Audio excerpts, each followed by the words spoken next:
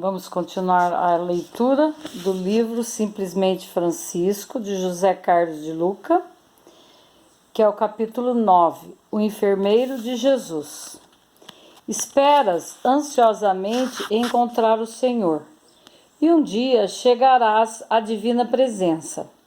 Entretanto, antes de tudo, a vida te encaminhará à presença do próximo, porque o próximo é sempre o degrau da bendita aproximação. Emmanuel. Caminhando por horas seguidas, Francisco via a noite cair devagarinho. Além do cansaço e das dores no corpo, em razão das agressões sofridas, estava com frio e com fome. Era preciso parar, buscar algum abrigo. Lembrou-se do seu tempo de caçadas e de que nas proximidades havia um mosteiro, o endereço certo para pedir ajuda, um lugar para dormir, comer, orar e, quem sabe, ficar. Arrastou-se ainda por quase uma hora e chegou ao santo local. Bateu às portas do mosteiro, esperançoso de ser bem recebido pelos religiosos. Não foi o que ocorreu, porém. Os monges ficaram desconfiados diante dos trajes de Francisco. Julgaram que se tratava de um vagabundo, mas, a contragosto, o receberam, mais por uma regra religiosa do que por um ato de fraternidade. Chiara Frugoni relata que Francisco é recebido pelos monges com desconfiança e falta de caridade. Aceitam-no como ajudante de cozinha, maltratam-no, chegam a lhe recusar um pouco de caldo. Ele está com frio e com fome, ninguém o agasalha nem o alimenta.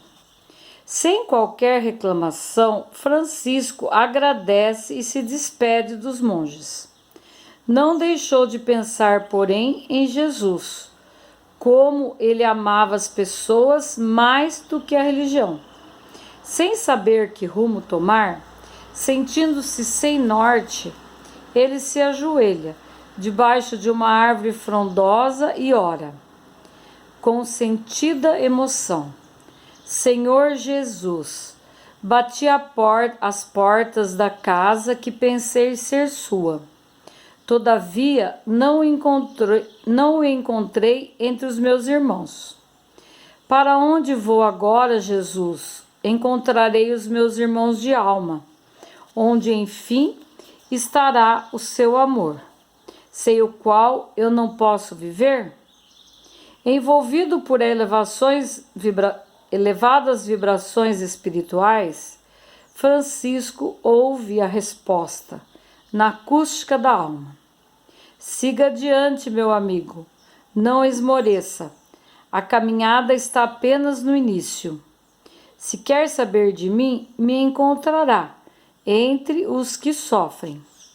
Despertando lentamente da oração, como que transportado do céu para a terra, Francisco sente-se renovado de forças e esperanças e decide retomar a estrada que logo mais o conduziria a Gúbio.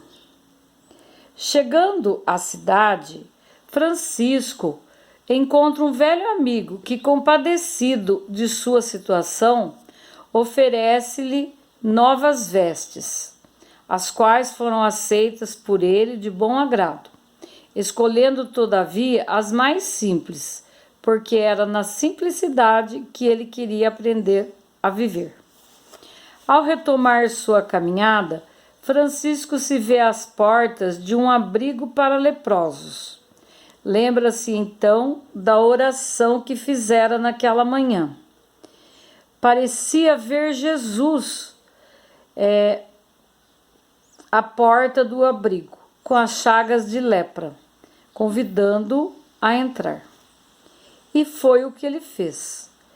Tendo se apresentado aos doentes como um irmão que estava lá para ajudá-los, em nome de Jesus. Não é preciso dizer como a presença de Francisco foi bem recebida por irmãos que não tinham ninguém que se importasse com eles. Frei Geraldo Monteiro registra que era lindo de ver a dedicação, o amor com que Francisco cuidava dos leprosos naquele leprosário de Gúbio. Era um verdadeiro enfermeiro e um anjo de guarda. Quando chegava de manhã, eles se sentiam outros, e Francisco cuidava de suas chagas, limpava os curativos e, sobretudo, colocava coração naquilo que fazia. Tratando os leprosos, parecia-lhe cuidar do próprio Cristo. Certa noite, depois de um dia de exaustivo trabalho no leprosário, tendo cuidado de vários doentes em grave situação, Francisco se recolhe para dormir no quintal do abrigo. O caldo quente esquentara o corpo e o exercício do abrigo. E o exercício da fraternidade deixara sua alma tão leve que logo adormece sem sequer rezar. Francisco sonha que estava diante de um leproso e reconhece que era aquele irmão que um dia encontrara nas cercanias de Assis. Era o doente mais grave, mais deformado, mais repugnante que Francisco havia visto. E no sonho ele estava com as mãos estendidas, como da outra vez, implorando uma esmola. Apenas uma diferença: um passarinho pousou no ombro do enfermo e cantava e cantava.